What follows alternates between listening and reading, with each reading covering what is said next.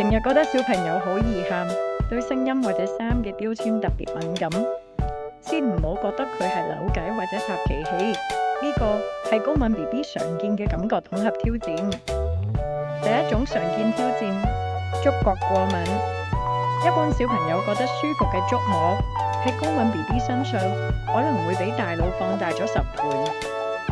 例如佢哋會好抗拒剪頭髮、洗頭，或者一定要剪走衫上面嘅一啲標籤，甚至佢哋會對一啲質料嘅衣服好敏感，因為佢哋嘅皮膚神經系統長期處於一個高度戒備嘅狀態。第二種挑戰，聽覺或者視覺過敏。去到人多嘈吵嘅地方，或者聽到風筒、吸塵機嘅聲，佢哋好容易即刻會用手揞住耳仔。呢啲唔係因為佢哋唔聽話，而係因為佢哋嘅大腦過濾唔到環境中嘅雜音，佢哋承受緊一個好大嘅感官壓力。第三種常見嘅挑戰，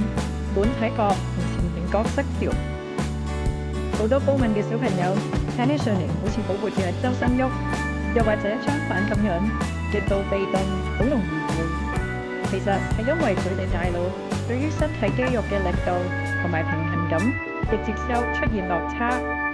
佢哋可能成日行路會好容易跌親，又或者唔敢玩滑滑梯或者韆鞦，或者你又會見到佢哋有時又會好大力咁樣跳，